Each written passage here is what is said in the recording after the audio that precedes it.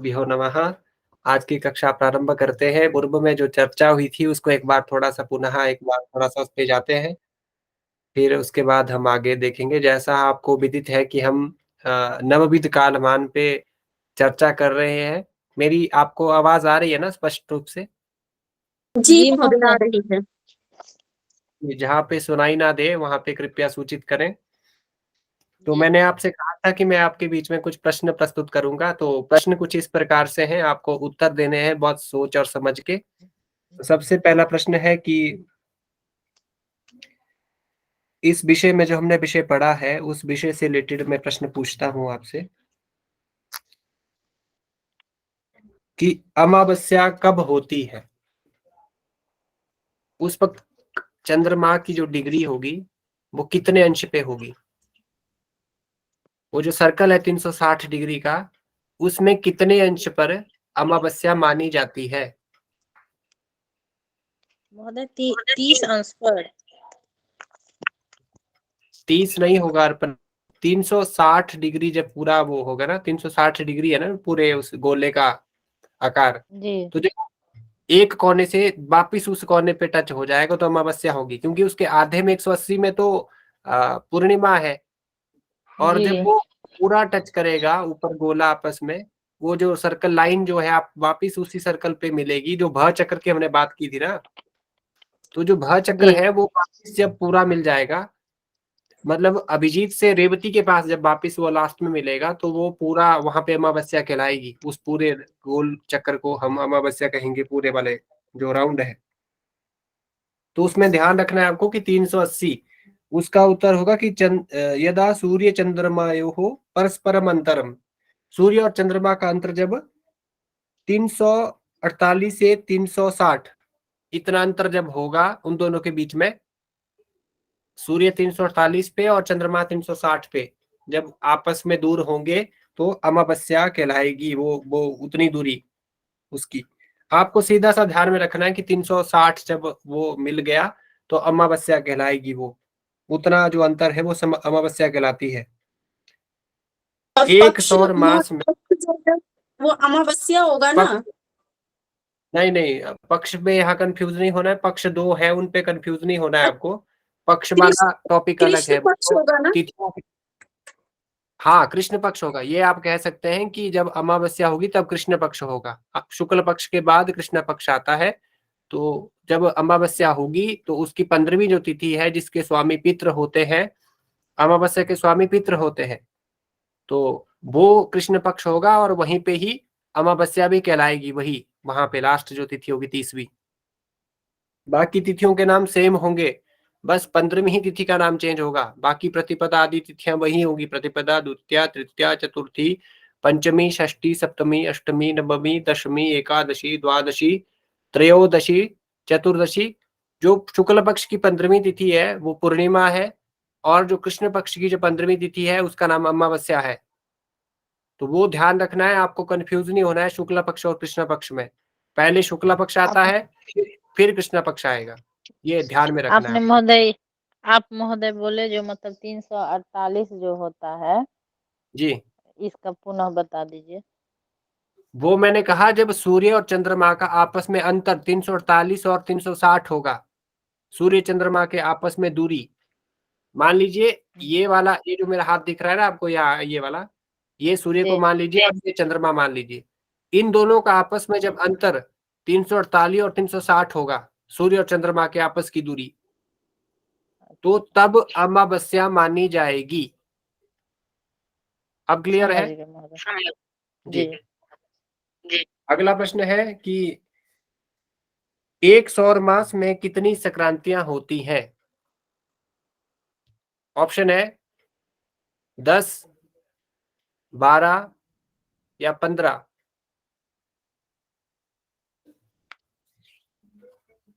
एक सौर मास में कितनी संक्रांतियां होती हैं? 10, 12 या 15? 12 होगा महोदय।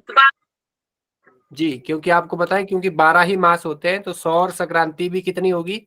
12 ही होगी। हर कहीं अरे के लिए 12 ही शब्द बने। जी, बिल्कुल सही जवाब आपका ये। अगला प्रश्न है,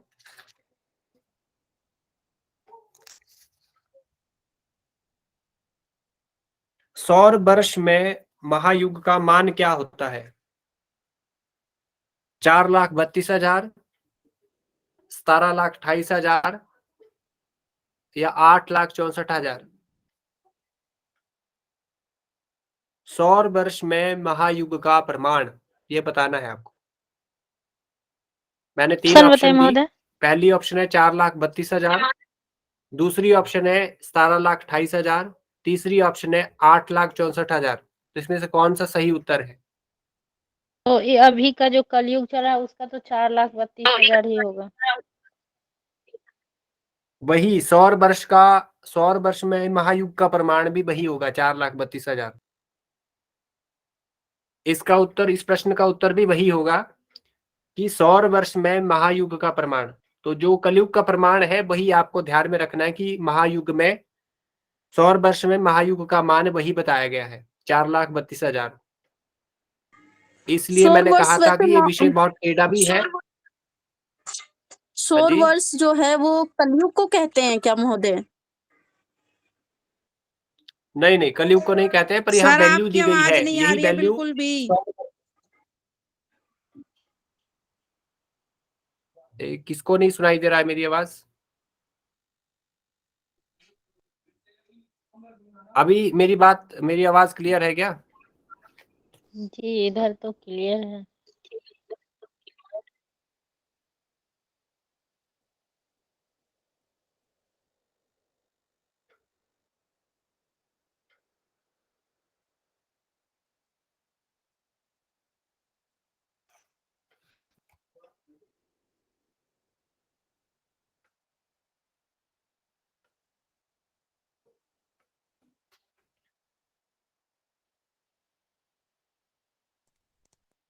हरिओम। जी महोदय। अभी सही है आवाज? जी आपका क्लियर है आवाज, एकदम क्लियर। जी जी। अब अगला प्रश्न पूछता हूँ। मैंने ये कहा मनीषा जी, आप पूछ रहे थे ना भी कि कलयुग और ये सौर का एक ही बराबर है। ये यहाँ पे वैल्यू बताई गई है कि सौर वर्ष का जो मान बताया गया है वो भी कलयुग के मान के बराबर ही है। तो आपको ये ध्यान में रखना है कि वो वैल्यू कहाँ कहाँ पे इस्तेमाल हो रही है। ठीक है जी, ठीक है समझ गए महोदय आप? जी। जी। अगला प्रश्न है कि एक कल्प में महायुग होते हैं आठ एक हजार नहीं, एक 1,000 1,000, महायुग होते हैं। हाँ 1,000। जी जी, 1,000 बिल्कुल आपने सही बताया। गोल परिवर्तन होता है, जो मैंने 2 गोल बताए थे, उत्तर गोल और दक्षिण गोल, उसका परिवर्तन कहाँ से, कौन सी राशि से होता है? मान लीजिए उत्तर गोल है, तो उत्तर गोल का परिवर्तन कहाँ पे होगा, कौन सी राशि से होगा? ऑप्शन दीजिए महोदय। ऑप्शन है मेष से तुला, या मिथुन से कन्या, या वृष से वृश्चिक। इनमें से कौन सा ऑप्शन सही है?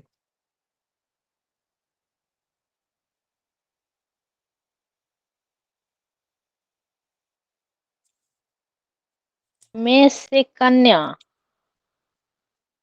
मेष से तुला। अर्पणा जी, मेष से जो तुला जो होगा, पहले की जो 6 राशियां हैं, सिंपल देखिए, इसका सिंपल फॉर्मूला है कि मेष से तुला तक पहली जो 6 राशियां हैं उनमें जब सूर्य रहेगा तो उत्तर गोल होगा।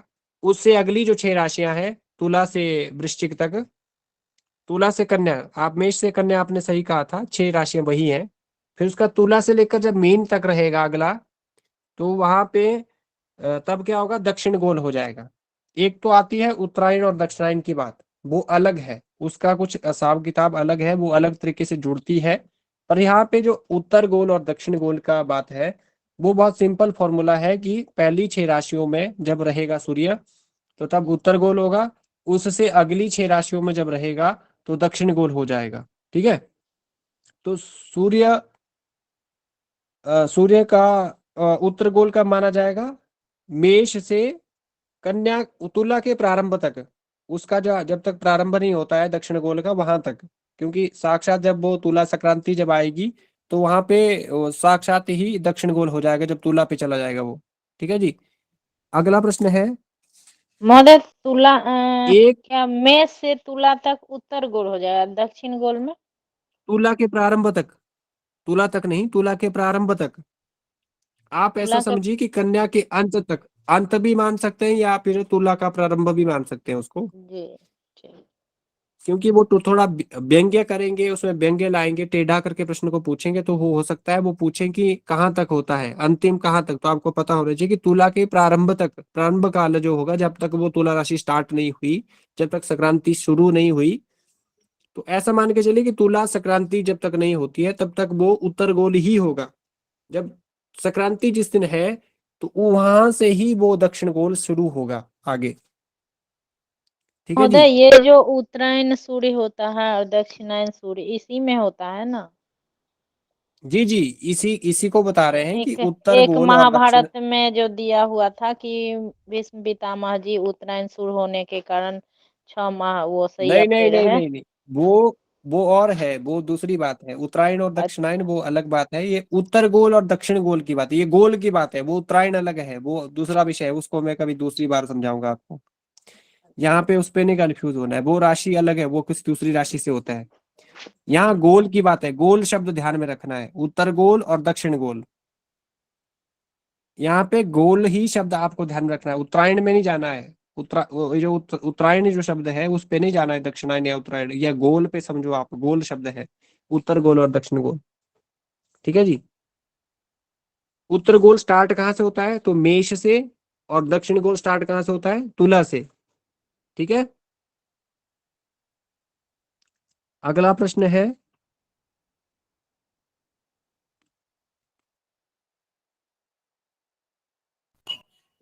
हेलो सावन। जी जी, मैं सर, बोल आपने रहा हूं गोल, कि सावन दिन। जी सविता जी कहिए। सर जो आपने क्वेश्चन बोला था एक बार दोबारा बोलना, गोल परिवर्तन मतलब मैंने दक्षिण गोल कहा पूछा था या? कि मैंने पूछा था कि उत्तर गोल कहाँ से प्रारंभ होता है, उसका अंत ठीक है कहाँ सर, तक ठीक। होता है, अंत कहाँ पे होता है उत्तर गोल का। तो मैंने बताया कि मेष राशि से, जब उसका प्रारंभ मेष राशि से होगा, और अंत कहाँ पे होगा, तुला के प्रारंभ में या कन्या के अंत में। जब ठीक है सर। तुला राशि का संक्रांति आएगी तो वहां पे उसका अंत हो जाएगा, वहां से दक्षिण गोल स्टार्ट हो जाएगा। या फिर आप ऐसे भी समझ सकते हैं कि कन्या का जहां पे अंत होता है, क्योंकि उसका सूर्य का चलना क्या है, जो हम पंचांग में प्रविष्टे देखते हैं, वहां एक प्रविष्टे लिखा होता है, एक कॉलम होता है प्रविष्टे का। तो वो प्रविष्ट सूर्य क्या है, आगे आगे चलता है, जैसे चंद्रमा तिथियों के कारण चलता है, तो वैसे ही वो जो प्रविष्टे लिखा होता है वो प्रविष्टे होता है, उसको आगे आगे चलना, काउंटिंग उसकी आगे आगे बढ़ना, क्योंकि उसको 30 अंश पूरे करने हैं। तो कभी वो 30 दिन में पूरा करता है, वो कभी 31 दिन में करता है, कभी 32 दिन में करता है। तो वो प्रविष्टे जो होते हैं वो आगे बढ़ जाते हैं, पंचांग में 31 लिखा रहता है, 32 लिखा रहता है, तो उसको चलना कितना है, 30 ही अंश चलना है। पर वो आगे पीछे वो दिन ज्यादा कम लिए जाता है कई बार। तो वो उस पे नहीं जाना है आपको, यहाँ पे खाली इतना समझना है कि उत्तर गोल कहाँ से होता है, दक्षिण गोल कहाँ से होता है। तो उत्तर गोल के लिए है मेष राशि, और दक्षिण गोल के लिए है तुला राशि। तो यहाँ सिंपल मैंने पूछा था कि उत्तर गोल का अंत कहाँ पे होता है, वो समाप्त कहाँ पे होता है, तो वो तुला राशि के प्रारंभ में या फिर कन्या राशि के अंत में समाप्त होता है। ठीक है जी। ठीक है सर। जी। अगला प्रश्न है कि सावन दिन का क्या स्वरूप होता है। इसके लिए आपको एक डेफिनेशन याद रखनी है कि उद्यात उद्यम भानु भूमि सावन बासरः, कि जब तक एक सूर्य उदय से अगला सूर्य उदय ना हो जाए तब तक अगला दिन नहीं माना जाता है। तब तक उसका प्रविष्ट सूर्य का जो चलना है, जो प्रविष्ट प्रविष्ट करता है वो आगे आगे अपने आप को, तो वो तब तक चेंज नहीं होता है जब तक दूसरा सूर्य उदय उत्पन्न नहीं, दूसरे दिन का सूर्य उदय नहीं हो जाता। तो वो पूरा 24 घंटे जब तक सूर्य उदय नहीं हुआ तब तक वही दिन होगा। उस बीच में किसी जातक का जन्म होता है तो उस दिन उस घटी फल में जो भी प्रविष्टे होंगे वही माने जाएंगे। वो रात को पैदा होता है, दिन को पैदा होता है, कभी भी पैदा होता है, पर जब तक अगला सूर्योदय उत्पन्न नहीं होता है तो वो कहाँ से पता चलेगा? वो चलेगा हमें पंचांग से पता। तो तब तक हम अगला दिन नहीं मानेंगे। तो उसके लिए एक डेफिनेशन है इस सिद्धांत की, है वो कि उद्यात उद्यम भानु भूमि साबन बासरह, कि जब तक एक सूर्योदय से अगला सूर्योदय, अगले दिन का मतलब है कि उससे नेक्स्ट डे, मान लीजिए आज शुक्रवार है, कल शनिवार है, तो शनिवार का जब सूर्य उदय होगा तब ही अगला दिन माना जाएगा। उसके पहले किसी का जन्म होता है तो तब तक अगला दिन नहीं माना जाएगा। सूर्योदय से पहले, वो चाहे 1 मिनट ही पहले क्यों ना पैदा हो, वो पहले ही दिन में उसको, उसका जन्म पहले दिन में ही माना जाएगा। वहां पे कंफ्यूजन क्या होगा? वहां कंफ्यूजन इतना होगा कि डेट चेंज हो जाएगी, क्योंकि रात को आपको पता है 12 बजे के बाद दिनांक चेंज होता है। पर उसका जो प्रविष्टे होगा, क्योंकि हिंदू सनातन धर्म के हिसाब से जो जन्मदिन जब हम पूजा करवाते हैं तो वो प्रविष्टे के हिसाब से होती है। तो उसका जो जन्मदिन होगा, मान लीजिए वो सूर्य उदय होने से पहले 1 मिनट पहले पैदा हुआ, तो वो पिछला ही दिन माना जाएगा, उसको प्रविष्टे पिछले दिन के ही काउंट होंगे, ना कि नेक्स्ट डे के होंगे। ठीक है जी। अगला प्रश्न है, एक और पूछता हूँ फिर हम आगे पढ़ते हैं।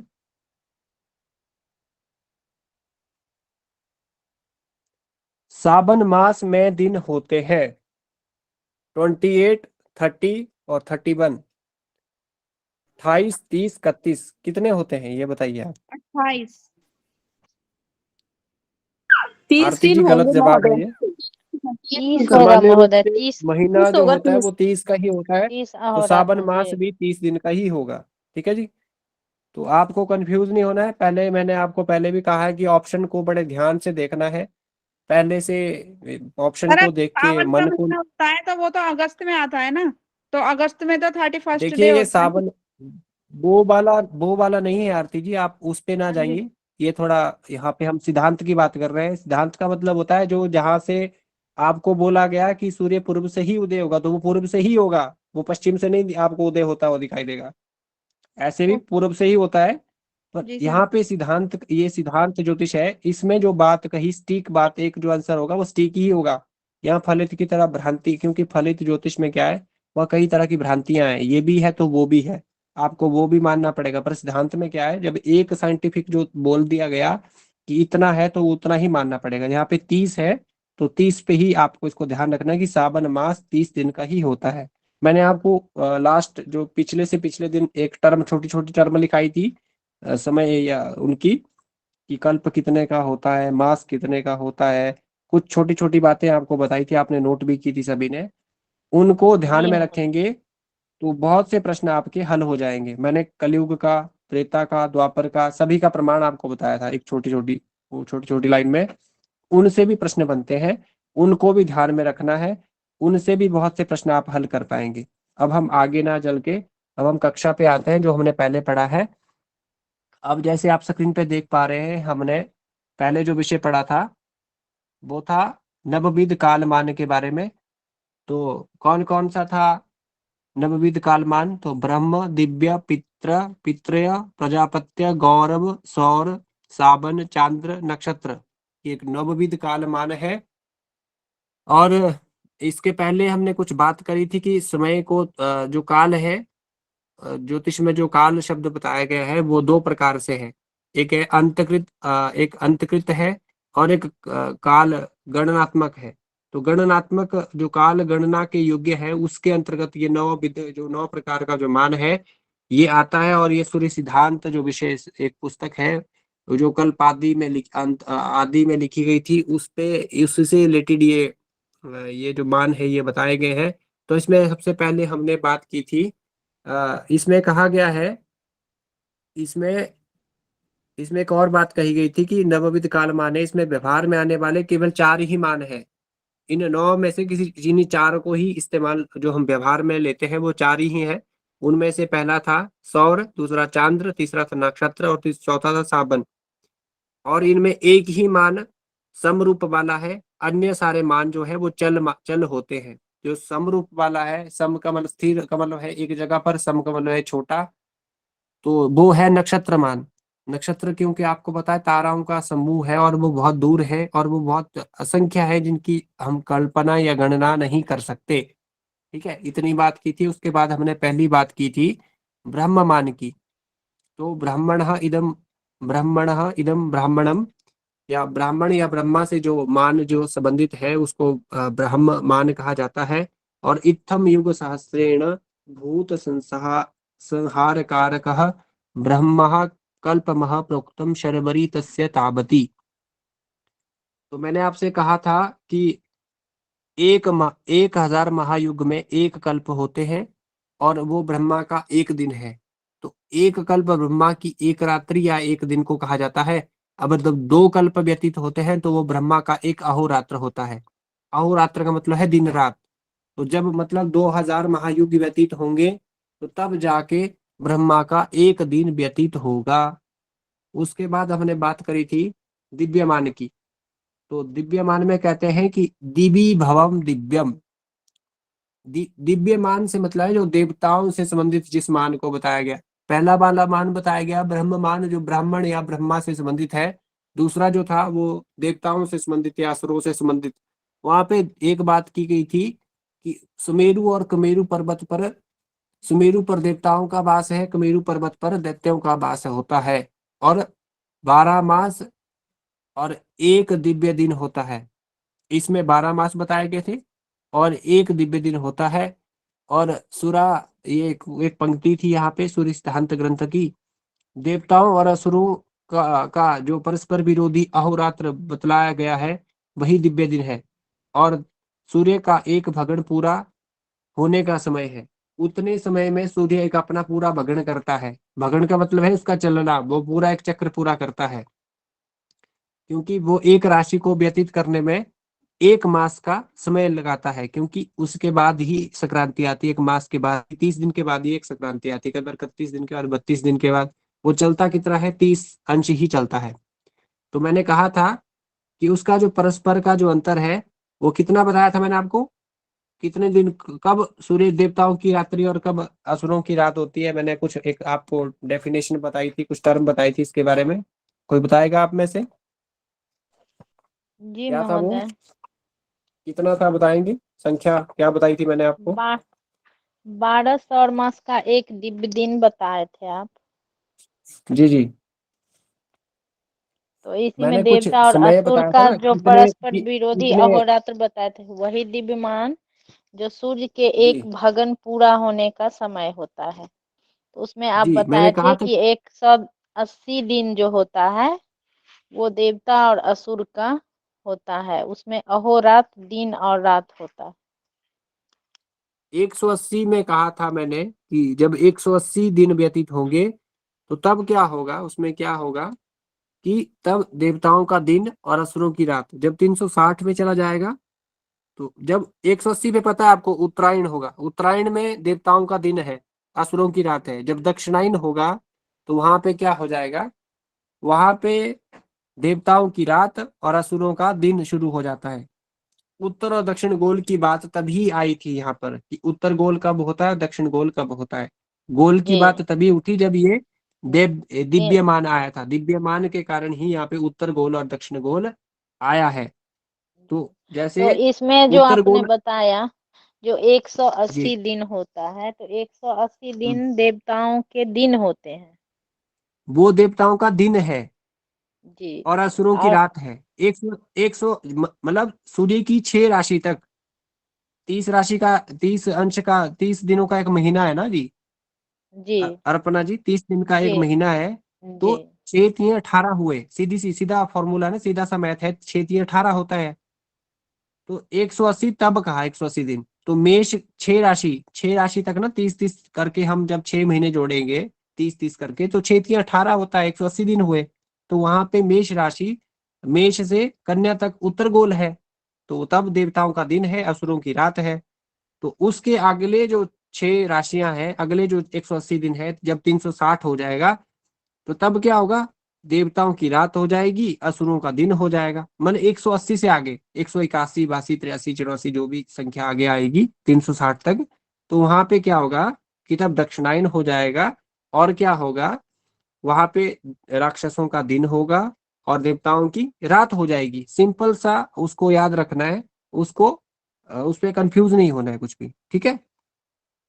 उसके बाद हमने जी अगली महोदय। बात की थी पितृमान की। तो पितृणामिदम पित्रयम, तो एक चांद्रमास पितरों का एक अहोरात्र होता है।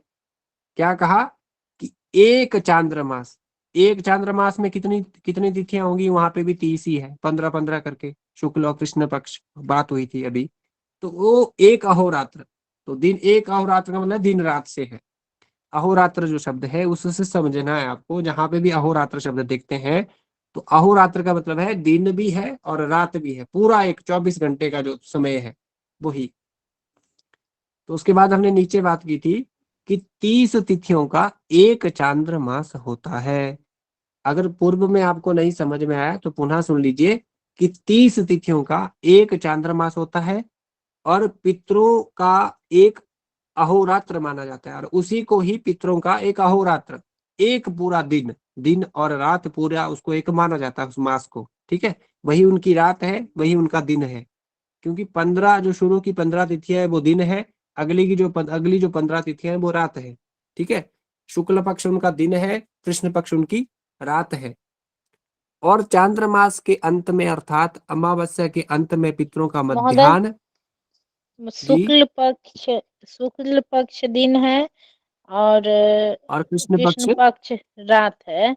ये पितृ का हुआ जी जी, दिन और रात जी। ये क्योंकि ये पितृमान पितरों से ही संबंधित रखता है ना ये क्योंकि पितरों का ही मान है, ये पितरों से संबंधित मान, इसके जो इसका जो मुख्य जो इसको बताने का यहाँ पे है वो पितरों से ही संबंध रखता है, इसलिए इसका ही नाम पितृयम, यहाँ पे इसका नाम पितृमान रखा गया है। क्योंकि यहाँ पे जो पंक्ति लिखी है ना, इस पंक्ति से भी यही समझ में आता है, और ये पितरों से ही संबंध रखता है ये मान। ठीक है जी। और यहाँ पे बताया गया था कि अमावस्या का जो अंत है, जहां अमावस्या का अंत होगा वो पितरों का मध्याह्न बताया गया था, और जहाँ पे पक्ष का अंत है वो पितरों की मध्य रात्रि होगी। यहाँ दो चीज और भी बताई गई थी कि जो अमावस्या का अंत जहाँ पे होता है तो वो पितरों का मध्याह्न, और जहां पर पूर्णिमा का अंत होता है, पूर्णिमा का मतलब है शुक्ला पक्ष, जहाँ पे शुक्ला पक्ष का अंत होगा तो वो पितरों की मध्य रात्रि होती है।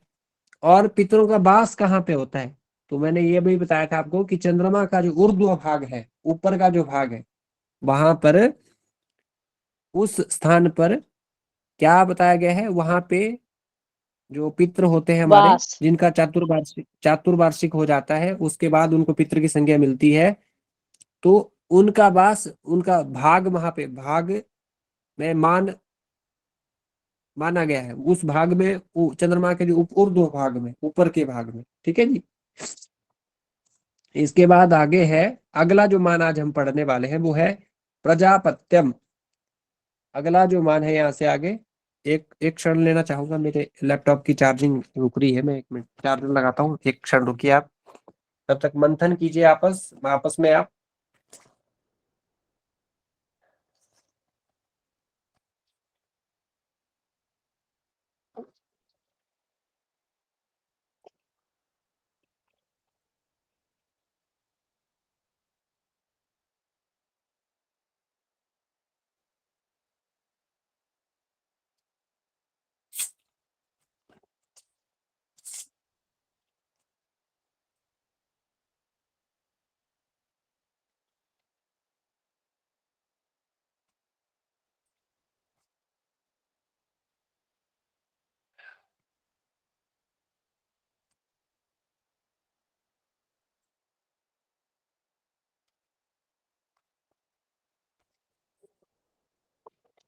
हाँ, अब देखिए आगे,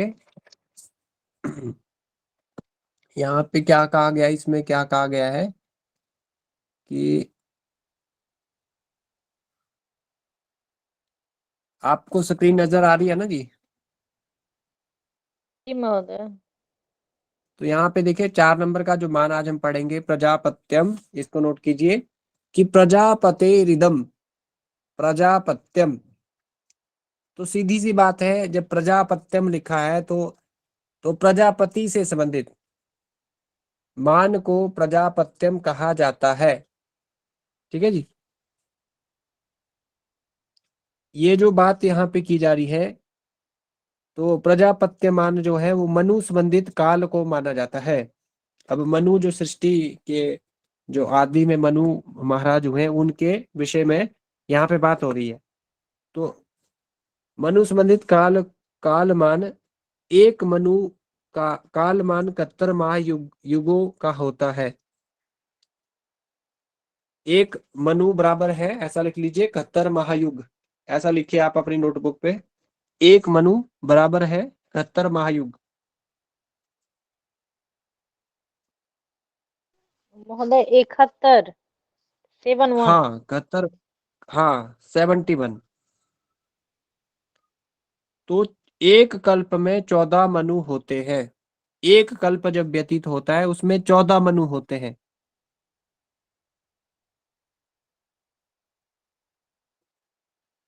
उन 14 मनुओं के नाम इस तरह है।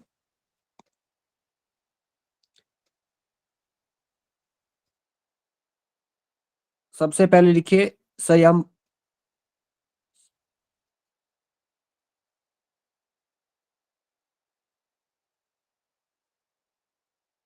जी। एक मिनट रुकिए, मैं आपको अगला पेज दिखाता हूँ इसका।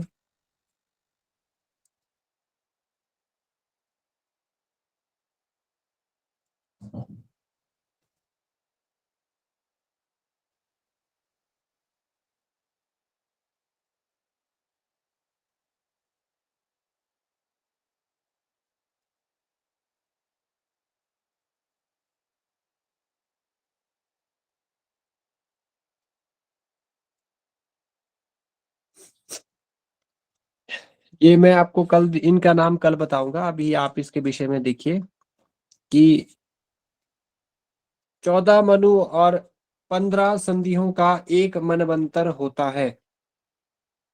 14 मनु और 15 संधि जब व्यतीत हो जाएंगी तो तब एक मनवंतर व्यतीत होगा। ऐसा लिखिए, 14 मनु इजिकल टू 15 संधि बराबर है एक मनवंतर।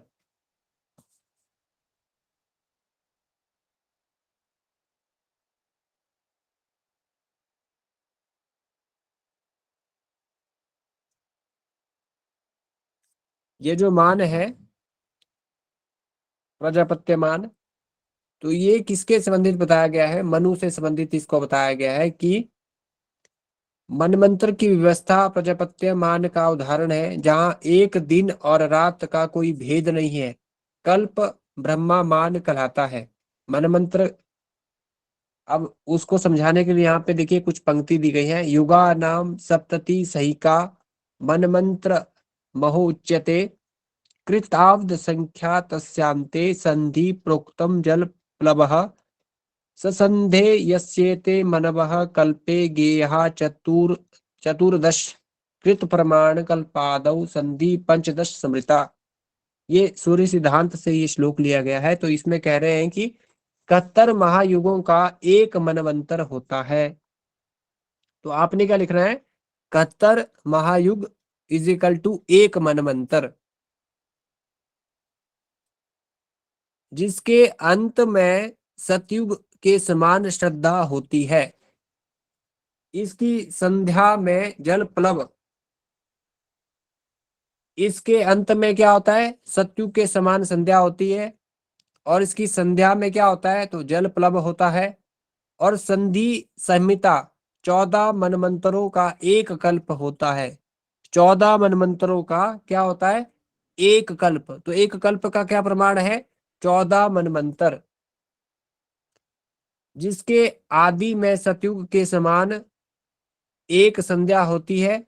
इसलिए एक कल्प में 14 मनमंत्र और 15 सतयुग के समान संध्याएं होती है। इस पे आपको ज्यादा नहीं समझना है। जो यहाँ पे समझने वाली बात है वो है कि एक मनु का काल मान है एक प्रजापति मान। वहां पूछा जा सकता है कि एक प्रजापति मान कितने मनु का होता है, या एक मनु का कालमान कितने प्रजापतियों के बराबर हो सकता है। या फिर पूछ सकते हैं कि 71 महायुगों में कितने मनवंतर व्यतीत होते हैं, या एक मनवंतर में कितने युगों का होता है, तो वो पता होना चाहिए कि 71 युगों का एक मनवंतर होता है। और एक महायुग में कितने दिव्य वर्ष होते हैं? तो दिव्य वर्ष 12,000 होंगे। अगर सौर वर्ष पूछे गए तो वो होते हैं 43,00,000 4,32,000।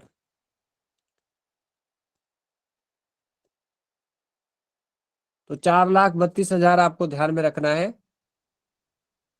प्रजापति मान में दिन रात्रि का भेद नहीं होता। इस पे आपको जो ध्यान रखना है वो है दिन और रात का, यहाँ पे कोई भी भेद नहीं है। इस मान में क्या है, यहाँ पे ना तो कोई मास की बात की गई है, ना ही कोई दिन अहोरात्र शब्द की बात की है। दिन रात कोई यहाँ पे उसका मान नहीं बताया गया है। यहाँ पे जो ध्यान में रखने वाली बात है कि एक मनु का काल मान है एक प्रजापति मान, 71 महायुगों का एक मनवंतर, और एक महायुग है। दिव्य वर्ष पूछेंगे तो 12,000। ऐसे पूछ सकते हैं कि एक महायुग में कितने हजार दिव्य वर्ष होते हैं। ऑप्शन हो सकती है 12,000, 15,000, 16,000, 18,000। तो आपको पता होना चाहिए दिव्य वर्ष पूछे तो 12,000 होगा, अगर सौर वर्ष पूछे तो 4,32,000 होगा। ठीक है, यहाँ पे कोई कंफ्यूजन तो नहीं है ना आपको इसमें, इस वाले मान में? अर्पणा जी, आरती जी, मनीषा जी, जी नहीं सर। नहीं इस सर। पे कोई आपको डाउट है तो पूछ सकते हैं, तभी हम अगले वाले को देखेंगे, इसके आगे वाले को।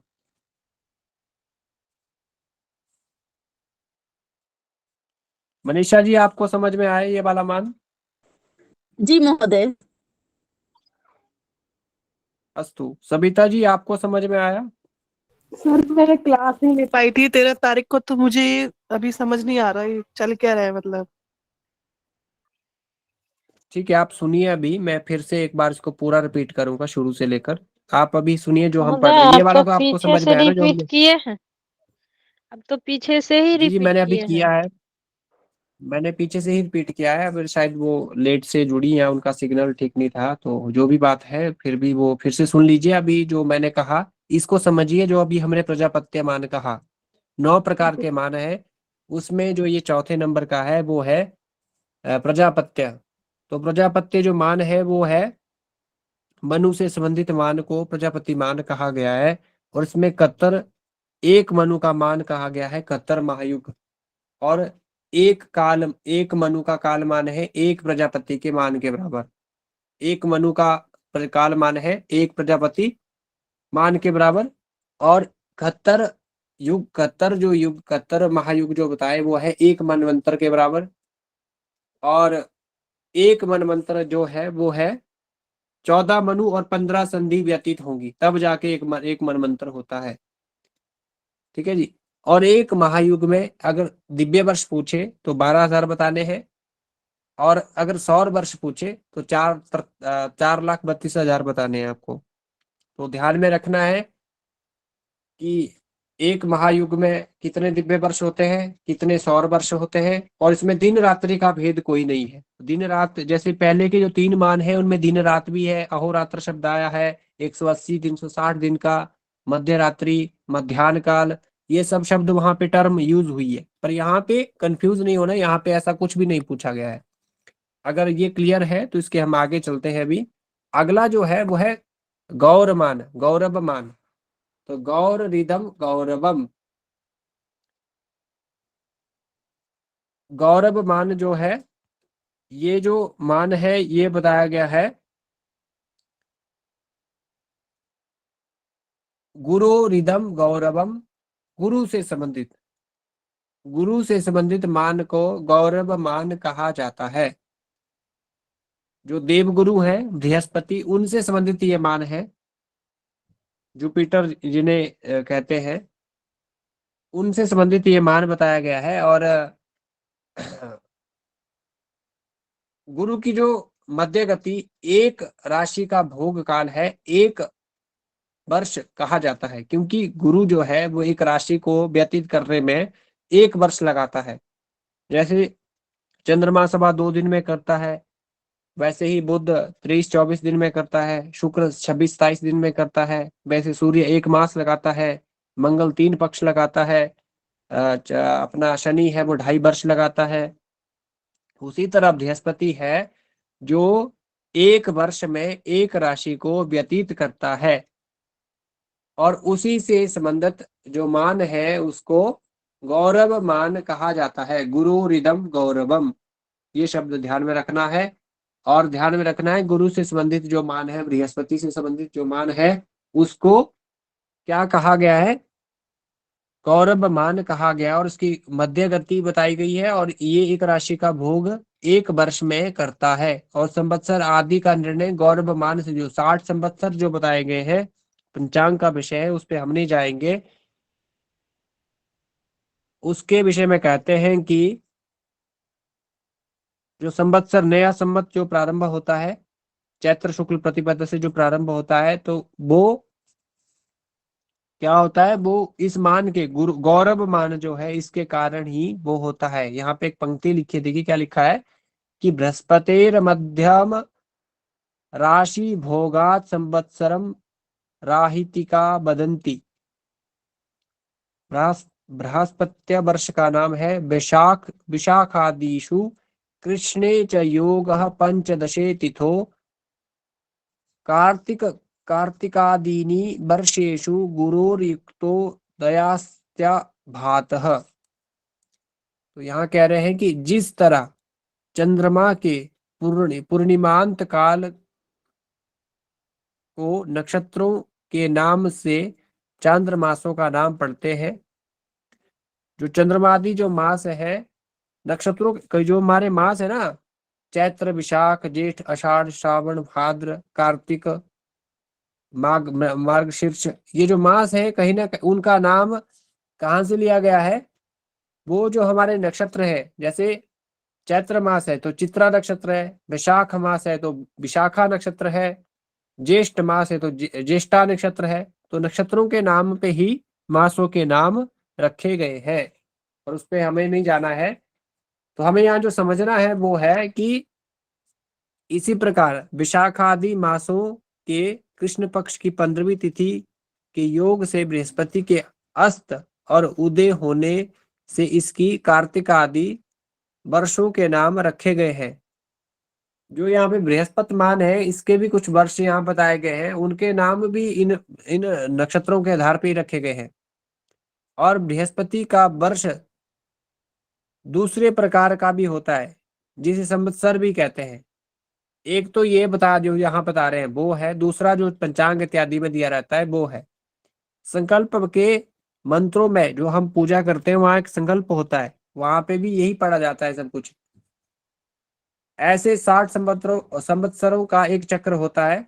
इसी तरह जो संवत्सर है वो 60 है, उनका नाम जैसे आजकल नल नाम का संवत्सर लगा हुआ है। इसके अलावा 5 संवत्सरों का एक चक्र होता है, जिसके क्रमानुसार ये है संवत्सर, पर वत्सर, इद्यावत्सर, अनुवत्सर, और 5वां है इद वत्सर। इनकी चर्चा वेदांग ज्योतिष तथा बृहत संहिता में है, जहां इनके फल भी बतलाए गए हैं। ये जो 5 इसके बताए गए अलग अलग जो नाम है, संवत्सर, परिवत्सर, इद्यावत्सर, अनुवत्सर, इदवत्सर, इनकी चर्चा वेदांग ज्योतिष या फिर बृहत संहिता ग्रंथ से की गई है। वहां पे इनके फल के विषय में भी कहा गया है। ठीक है, तो इसमें हमें जो समझना है वो है गौरव मान जो है वो बृहस्पति से संबंधित मान है, और इसकी जो गति है वो मध्यम गति बताई गई है। और एक गौर वर्ष मान में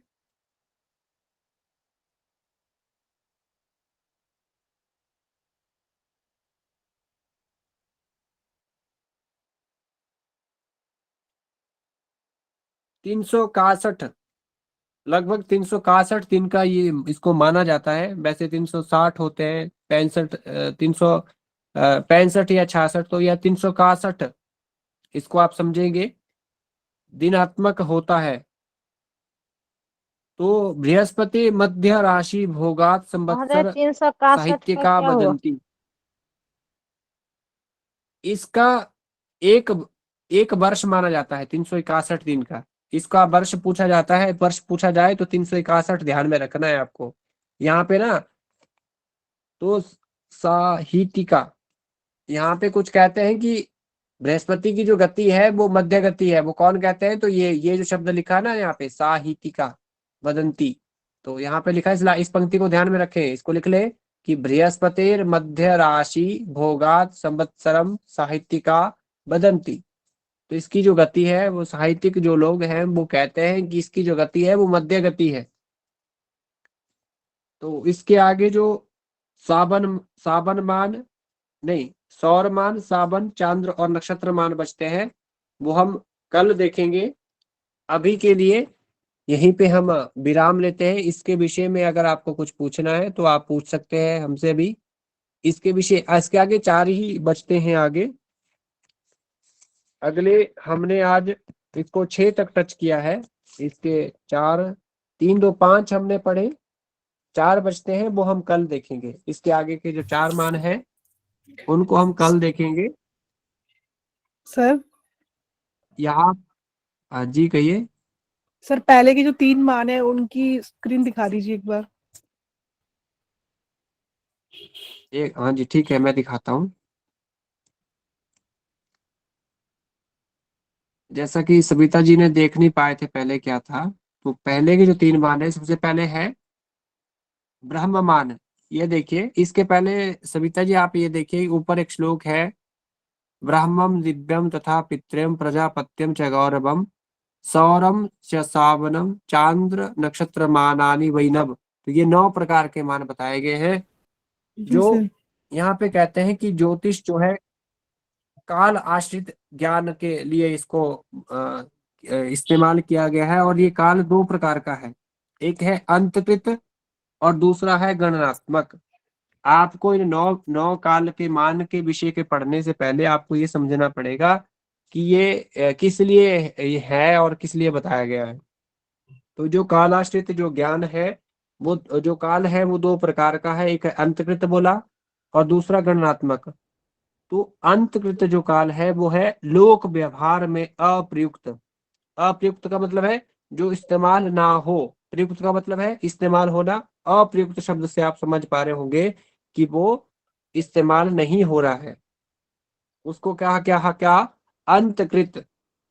और अप्रयुक्त अत्यंत सूक्ष्म काल, कराल काल, अंतकृत तथा सर्वथा गणना योग्य। जो गणना योग्य है, जिसको इस्तेमाल किया जा रहा है, प्रयुक्त किया जा रहा है, वो है गणनात्मक। वो सर्वथा गणना योग्य और स्थूल काल गणनात्मक काल है। और वो कैसा है? स्थूल है।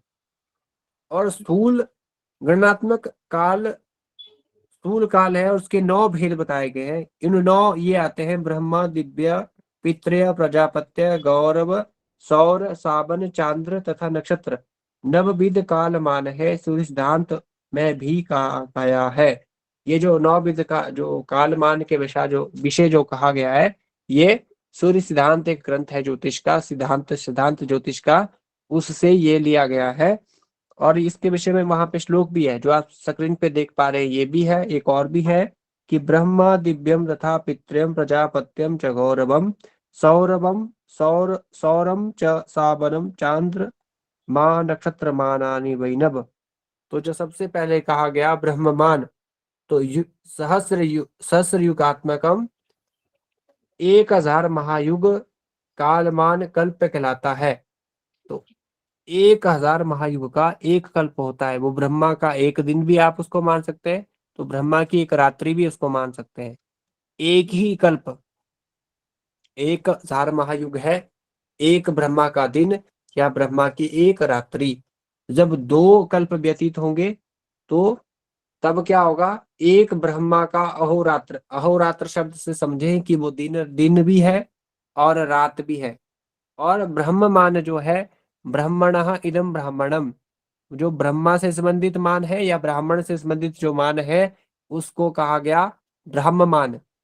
तो वहां पे एक पंक्ति है, यहाँ पे स्क्रीन पे लिखिए, देखिए, इत्थम युग सहस्रेण भूत संसार कारकः ब्रह्मा कल्प महाप्रोक्तम शर्वरी तस्य तावती। तो 1000 महायुग में एक कल्प होते हैं और वो ब्रह्मा का एक दिन है।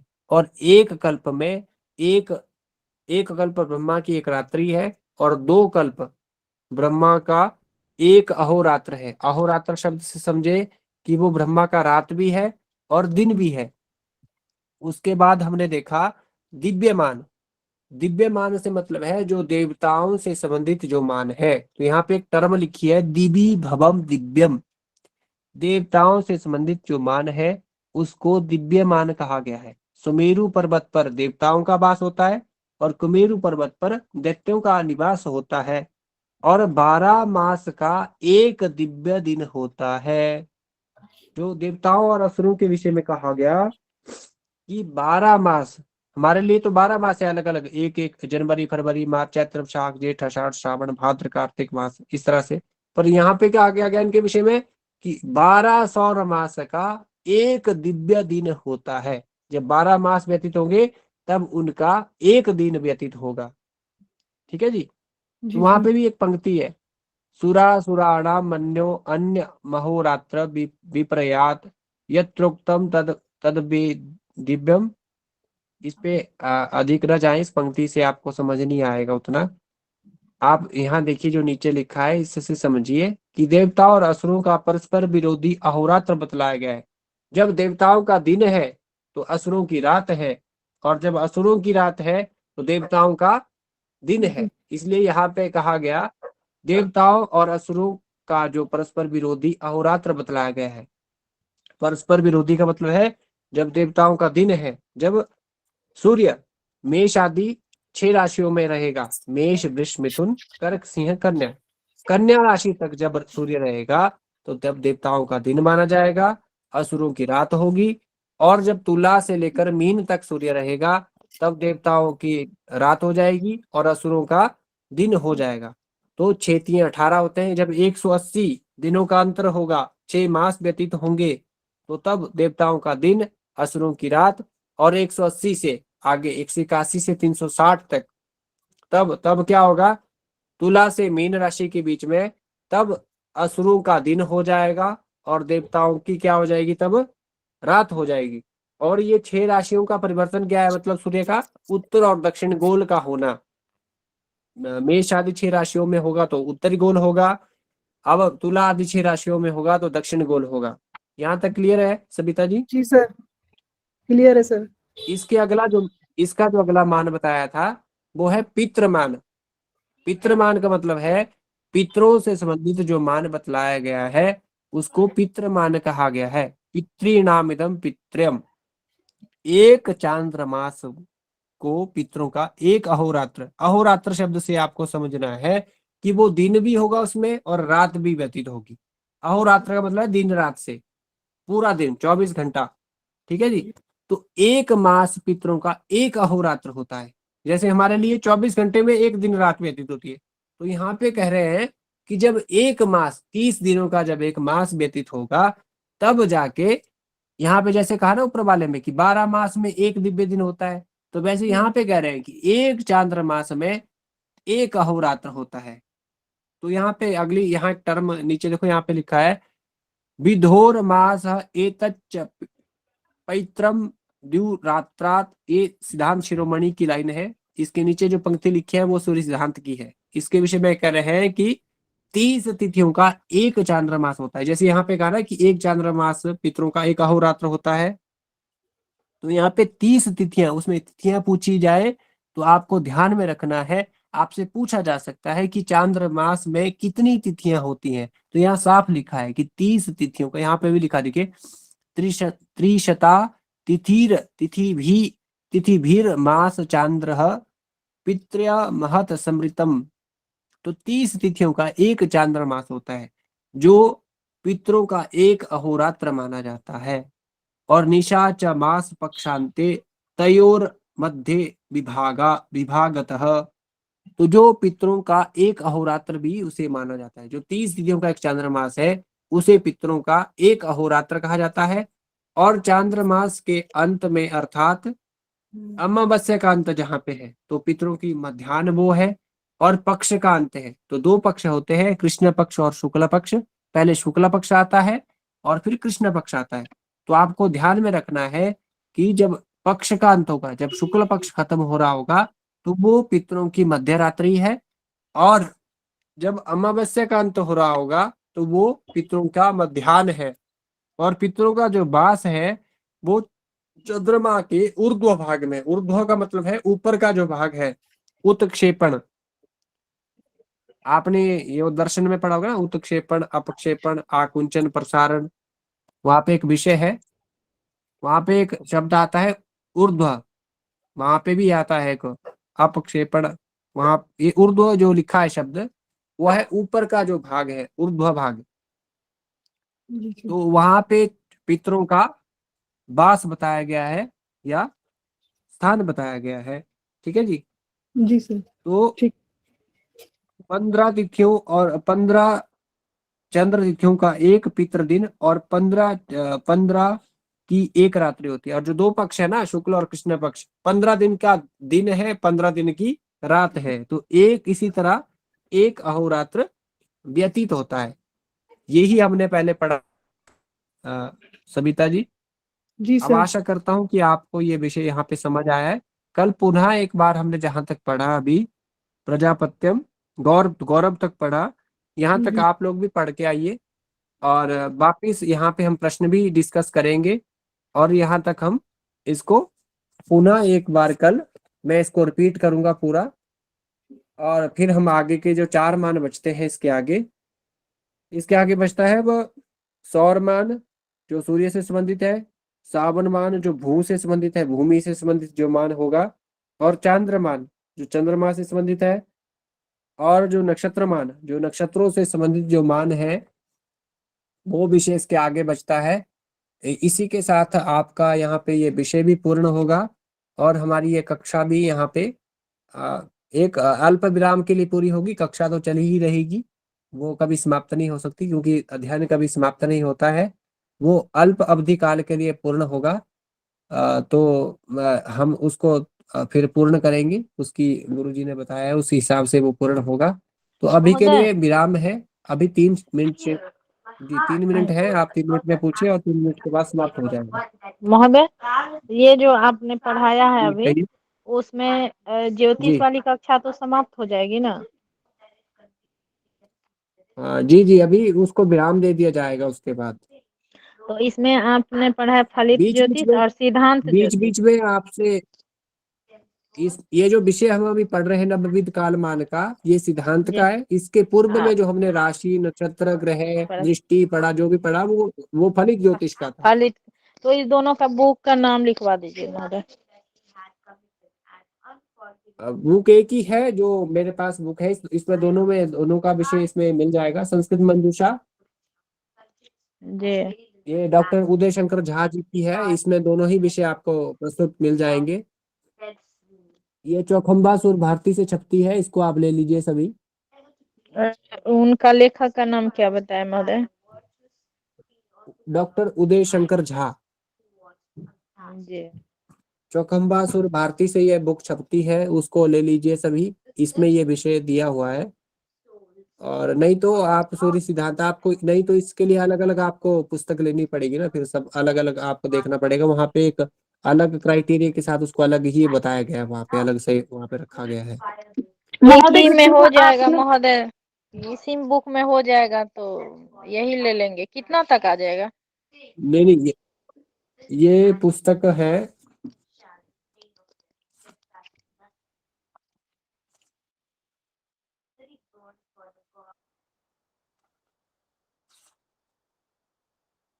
ये 540 रुपए इसमें प्रिंट आउट है, यहाँ पे लिखा हुआ। जी, अगर मैंने अलग अलग काफी लेंगे? मैंने पहले काफी पहले लिया हुआ था, अभी जी इसका क्या मूल्य चल रहा है वो मुझे नहीं पता। मैंने काफी 4-5 साल पहले लिया हुआ है ये। जी तो आप एक बार वहाँ पे, इनका नंबर भी है, मैं आपको शेयर कर दूंगा, वहाँ पे पता कर सकते हैं उनसे, या फिर और अन्य स्टॉल पे भी मिलती है जगह जगह पर। दिल्ली में पता कीजिए आप, जहाँ पे वहाँ पे भी मिल जाएगी आराम से। अलग अलग ग्रंथ जो बोले महोदय, अगर लेंगे तो? जैसे सूर्य, अगर ये जो भी हम नवविध कालमान का पढ़ रहे हैं, वो सूर्य सिद्धांत का विषय है, वो सूर्य सिद्धांत से देखना है आपको। और जो जी बाकी जो अन्य जो विषय है वो जातक परिजात या बृहद प्राचीन होरा शास्त्र से देखिए, वो 2 3 ग्रंथ बहुत है इन तीनों, इन सभी विषयों के लिए। जी ये सारे ही ग्रंथ आपको चौखंबासुर भारती से उपलब्ध हो सकते हैं। तीनों ही जो ग्रंथ मैंने बताए, बृहद प्राचीन होरा शास्त्र, जातक परिजात और सूर्य सिद्धांत, ये तीनों ही विषय इसमें ही ये सिमट जाता है सारा। ये तीनों ग्रंथ को अच्छे से देखेंगे, उनके कुछ कुछ चैप्टर लगे हैं, सारे तो नहीं है, उन्हीं में ये हो जाता है। अगर महोदय, आपका प्रश्न है तो जी कहिए तो मनीषा जी। अ, अ, मेरे को मुझे ये बोलना था कि जो जितना आपने पढ़ाया हुआ है हमें, वो पर्याप्त है ना जी, परीक्षा की दृष्टि से? उस उसमें जितने प्रश्न आप बना सकते हैं उतने आप देखिए। अब इसमें मैं भी इसके अब इसके संदर्भ में बाद क्या होगा। मनीषा इसके संदर्भ में काम ये करना है कि जी, जितने भी प्रीवियस ईयर्स के क्वेश्चंस आए हैं उनको एक जी, बार टटोलना है, ठीक ना। क्योंकि तभी ठीक जा है। करके हमें समझ में आएगी कहाँ कहाँ हम स्किप कर पा रहे हैं, कहाँ कहाँ हमें छूट रहा है, कहाँ कहाँ दिक्कत आ रही है। वो पहले एक बार वो चीज देखना है, और उसके बाद अगर कोई फिर लगता है ना तो ये है ही, हम नंबर भी एक्सचेंज कर देंगे। आराम से अपना प्रश्न रखना है और जानते रहना है, जो भी जिस तरह भी होगा। जितने भी पाठ्यक्रम है, पाठ्यक्रम तो पूरा पूरी कवर किया ही जा गया है, और उस लेकिन जब तक प्रश्न हम नहीं पूरा देखते हैं अधिक तब तक कॉन्फिडेंस नहीं आता है। तो वो चीज एक एडिशनली करना होगा सभी को, तो वो सभी करें, और जहाँ दिक्कत होती है तो हम लोग साथ में इस तरह का ये है, ठीक है ना। महोदय, क्योंकि सिद्धांत महोदय, ज्योतिष से बहुत क्वेश्चन आता है। हाँ, जो भी प्रश्न बनता है ना वो हमें देखना चाहिए, जो कि निरंतर। हाँ मनीषा। क्योंकि महोदय ने जो भी पढ़ाया हुआ है वो बहुत अच्छे से इन्होंने पढ़ाया, और जो पढ़ाते हैं हमें वो हमारे दिमाग में मतलब बैठ जाता है। और हाँ अगर नोट्स नहीं भी बनाते हैं, रिवीजन नहीं भी करते हैं, तो महोदय जब दूसरे दिन क्वेश्चन पूछते हैं तो हम उसका जवाब भी दे देते हैं। हाँ, तो और लेकिन ये बात ध्यान रखना है कि नोट्स सभी का तैयार रहना चाहिए। नोट्स मैं चेक करूंगा, वो ज्योतिष हो या नोट्स क्या, अगर अभी नोट्स नहीं बनाएंगे तो बाद में याद नहीं रहेगा। हाँ, तो नोट्स सभी का चाहिए। और पुष्पराज, सभी का नोट्स चेक करना है, जितने जी भी गुरुजी। हैं यहाँ पर उपस्थित ज्योतिष में।